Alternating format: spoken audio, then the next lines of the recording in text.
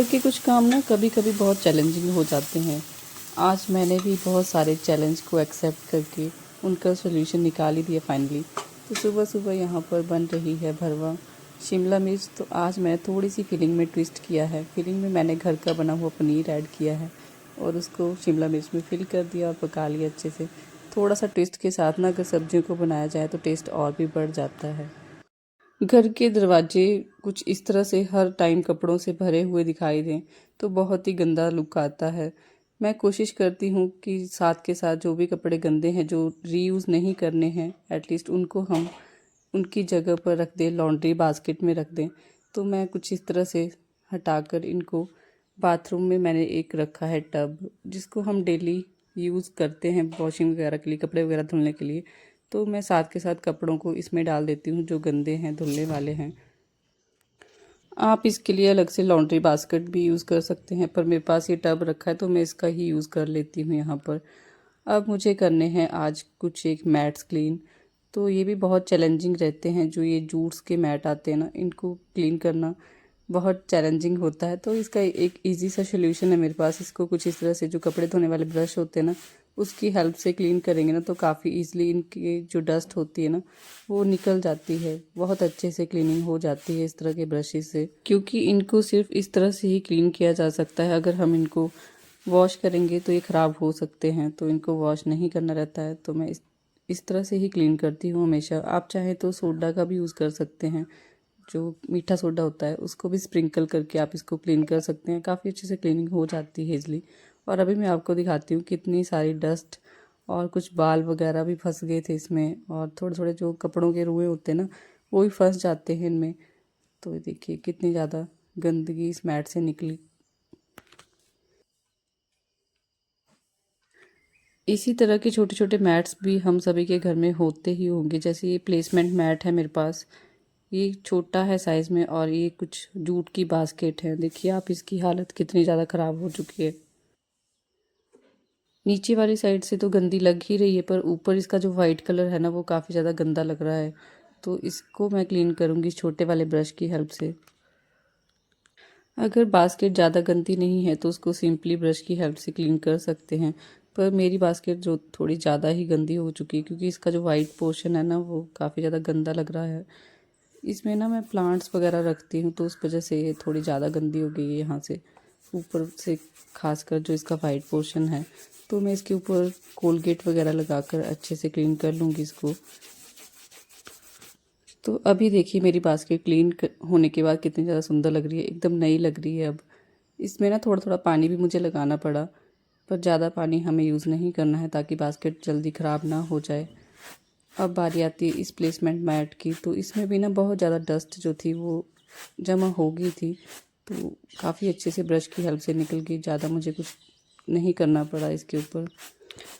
हर time नई नई चीज़ें खरीदना पॉसिबल नहीं हो पाता है, और कुछ इस तरह से जो आपके पास पुरानी चीज़ें हैं उनको मेंटेन करके रखिए। वो आपके पास काफ़ी लॉन्ग टाइम तक बनी रहेंगी कुछ इस तरह से, अगर आप उनको मेंटेन करके रखते हैं तो। अब बारी आती है इस तरह के रनर्स को क्लीन करने की। तो ये रनर मेरे पास काफ़ी टाइम से है, मीशो से मैंने लिया था। पर इसकी एक बहुत गंदी बात यह है कि इसके ऊपर ना सब कुछ स्टिक हो जाता है, चाहे वो कपड़े के रोएं हों, धागे हों, डस्ट हो, इस तरह से बाल वगैरह सब कुछ अपनी तरफ खींचता है ये मैट। तो अगर आपके कमरे में मैट रखा है ना तो ये सारी चीज़ों को ना अपने पास बुला लेता है, मतलब सारी गंदगी को अपने पास बुला लेगा और कहीं कमरे में गंदगी नहीं दिखाई देगी, सारी इसके ऊपर ही आ जाती है। तो इसको क्लीन भी मैं कुछ इस तरह से ब्रश की हेल्प से ही कर लेती हूँ, तो क्लीन भी काफ़ी इजीली हो जाता है। पर आज मैंने सोचा है, क्लीन तो मैंने कर लिया कुछ इस तरह से, अब मैं इसको बारिश में रख दूँगी। बारिश का मौसम हुआ है बाहर, तो जो भी इसमें थोड़ी बहुत डस्ट वगैरह रह गई होगी वो भी काफ़ी अच्छे से क्लीन हो जाएगी। आज एक और सबसे बड़ी प्रॉब्लम मुझे फेस करनी पड़ी।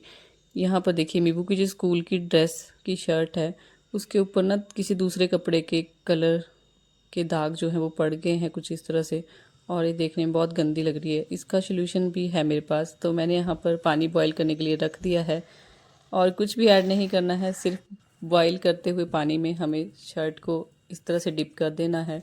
5 मिनट तक हम शर्ट को अच्छे से बॉईल करेंगे इस पानी के साथ। और हाथ नहीं लगाना है, पानी बहुत ज़्यादा गर्म हो सकता है। आप यहाँ पर चिमटी का यूज़ कर सकते हैं या फिर इस तरह से कड़छी का यूज़ कर सकते हैं। थोड़े टाइम के बाद देखिए आप कलर इसका किस तरह से निकल चुका है। जो इसमें एक्स्ट्रा कलर आ गया था ना दूसरे कपड़े का, वो काफ़ी अच्छे से निकल चुका है। और अभी ड्राई होने के बाद भी आप देख सकते हैं रिज़ल्ट आपके सामने है। ट्राई कीजिएगा, और अगर सिंपल सा मेथड आपको अच्छा लगा हो तो लाइक भी ज़रूर से कर दीजिएगा। अब आपकी मुझे लगता है सारी टेंशन दूर हो जाएगी। अगर किसी कपड़े के दाग जो हैं वो ना गलती से भी आ गए कपड़े के ऊपर, तो इस तरह से क्लीन कर सकते हैं।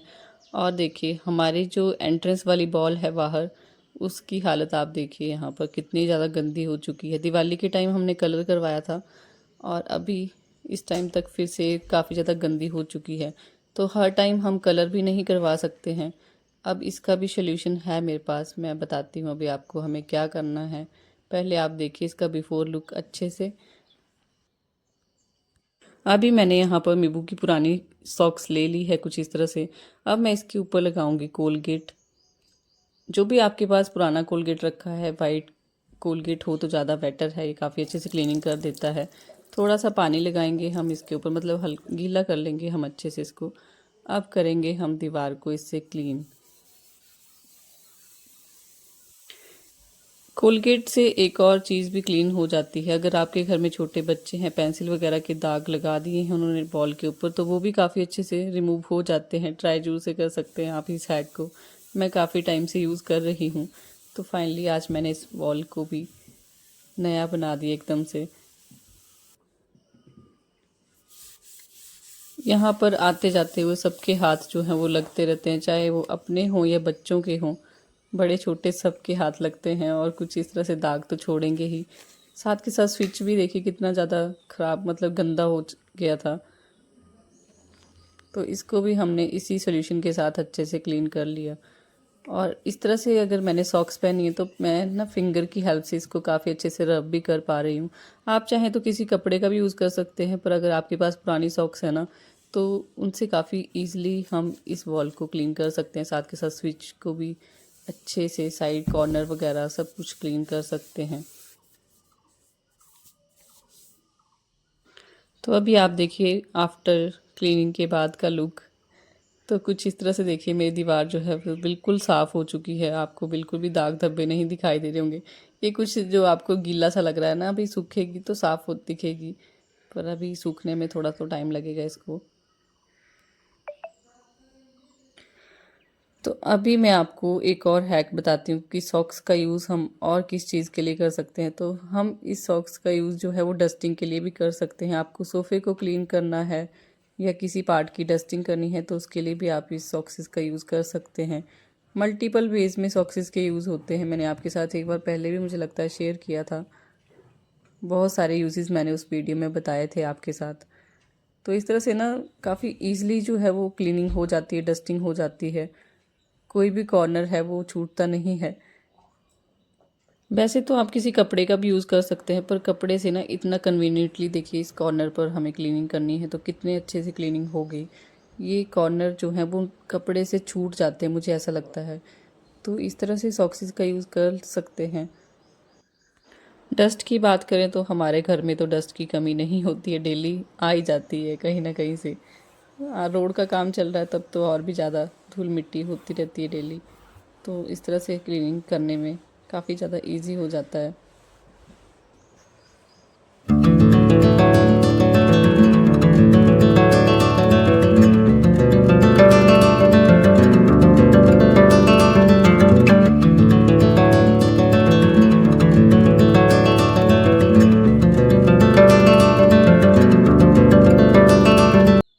इन्हीं सॉक्सेस की हेल्प से ना प्लांट्स के जो लीव्स होते हैं उनको भी हम अच्छे से क्लीन कर सकते हैं, क्योंकि इनको भी साफ़ रखना बहुत ज़्यादा ज़रूरी होता है। तभी ये अच्छे शाइन भी करते हैं और ये अच्छे से सांस भी ले पाते हैं। इनको भी धूल मिट्टी बिल्कुल पसंद नहीं होती। देखिए कितने ज़्यादा शाइन आ गई है हमारे प्लांट्स में। तो चाहे आर्टिफिशियल प्लांट्स हों या ओरिजिनल प्लांट्स हों, उनको इस तरह से क्लीन करना भी ज़रूरी होता है डेली बेसिस पर। ओरिजिनल प्लांट्स को तो हमने चमका दिया था। अब बारी आती है इस आर्टिफिशियल प्लांट को साफ़ करने की। तो इसके ऊपर भी बहुत ज़्यादा धूल मिट्टी हो गई थी।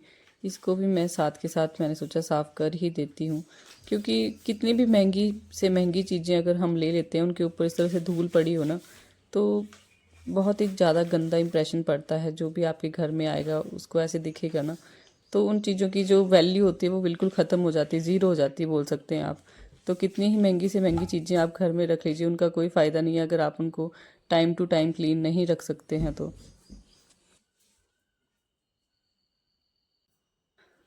अब बारी आती है घर में स्पेस की, तो स्पेस घर में कम पड़ ही जाता है। तो ये मेरे पास कुछ पुराने कपड़े रखे हुए थे, मीबू के कुछ छोटे हो गए थे, तो इनको मैं कहाँ पर रखूँ, कैसे इनका रीयूज़ किया जाए, या तो किसी को दे दिया जाए, पर अभी कोई यहाँ पर है भी नहीं कि मैं उसको दे सकूँ। तो कुछ दुपट्टे वगैरह भी थे मेरे जो अभी किसी काम के नहीं हैं, और ये कपड़े हैं वो भी किसी काम के नहीं हैं। तो या तो इनको कट करके मैं डस्टिंग क्लॉथ बना लूँ, या फिर इनसे कुछ ना कुछ और बना सकती हूँ। तो इनको मैं यूज़ करने वाली हूँ इस कुशन के अंदर फिल करके, कुशन फिलर बनाने वाली हूँ बेसिकली इनका। तो इस तरह से आप भी अपने घर में अगर कुशन आपको ऐड करना है किसी कॉर्नर में, तो पुराने कपड़ों का यूज़ कर सकते हैं कुछ इस तरह से। या फिर आपके पास नए भी कपड़े हैं, उनको भी आपको रखना है, जगह कम है, तो उनको भी आप इसमें डाल कर रख दीजिए। एक आपका डेकोर पीस भी रेडी हो जाएगा, साथ के साथ आपकी स्पेस जो है वो भी सेव हो जाएगी। अभी एक कुशन तो हमारा रेडी हो गया, अब बारी आती है दूसरे कुशन को रेडी करने की।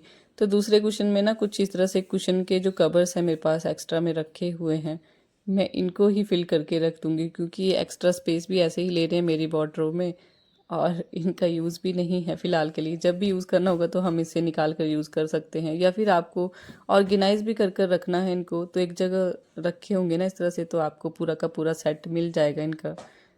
तो इस तरह से ऑर्गेनाइज़ करके भी रख सकते हैं और डेकोर करके भी रख सकते हैं इनको।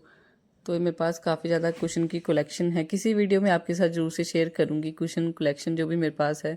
कुछ मैंने हैंडमेड बनाए हैं, कुछ मैंने परचेज़ किए हैं। अभी आप देख सकते हैं मेरे पास ना कुछ पुराने कुशन्स रखे हुए हैं घर पर, वो कुछ इस तरह से ना प्रेस हो चुके हैं, तो बिल्कुल भी अच्छा लुक नहीं आता है उनके साथ अगर उनको हम इस तरह से रखते हैं। तो इनका भी एक सोल्यूशन है मेरे पास ना कुछ इस तरह की फ़ोम की शीट्स रखी हुई थी। ये सूट्स के साथ आती हैं, या फिर कुछ पैकिंग में जो हमारे पास सामान आता है उसके साथ आती हैं। तो इनका यूज़ भी हम इन कुशन्स के अंदर कर सकते हैं, इनको थोड़ा और अच्छा लुक देने के लिए। तो अभी आप देखिएगा डिफरेंस।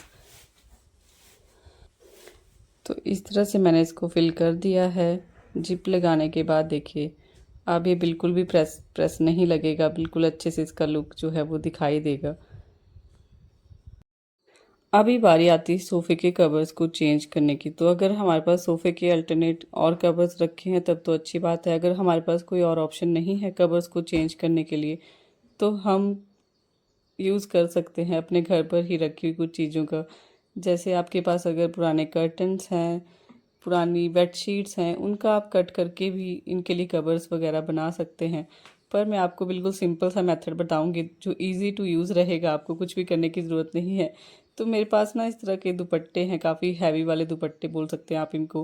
वैसे ज़्यादा वर्क तो नहीं है, पर मतलब इनका जो मटेरियल है वो काफ़ी ज़्यादा थिक है, ऐसा बोल सकते हैं।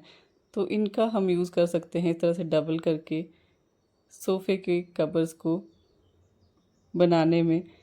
तो कुछ इस तरह से अगर स्प्रेड करेंगे ना, तो देखिए एकदम से लुक भी चेंज हो जाएगा, और एक कवर हमारा बनकर भी तैयार हो जाएगा। आप मुझे बताइएगा कि आप कौन से वाले कवर जो है वो अपने सोफ़े के लिए यूज़ करते हैं, मार्केट वाले या खुद से घर पर बनाते हैं। अब एक और ऑप्शन है मेरे पास, मैं यूज़ कर सकती हूँ कुछ इस तरह से टावल का। मेरे पास पुराने जो हैं वो टावल्स भी रखे हुए हैं काफ़ी ज़्यादा, और मार्केट में काफ़ी सस्ते में मिल जाते हैं ये वाले टावल। अगर आपको कुछ थिक वाला जैसे थ्रो आते हैं ना वो चाहिए, तो आप इस तरह के टावल्स का भी यूज़ कर सकते हैं। अपने सोफ़े के ऊपर इस तरह से बिछाइए, काफ़ी अच्छा लुक आ जाएगा आपके सोफ़े का। आज की वीडियो में बस इतना ही। मिलती हूँ एक नई और इंटरेस्टिंग वीडियो के साथ। तब तक आप बताइएगा मुझे कि आपको कौन सा हैक जो है वो सबसे ज़्यादा पसंद आया। बाय बाय, अपना ख्याल रखिएगा।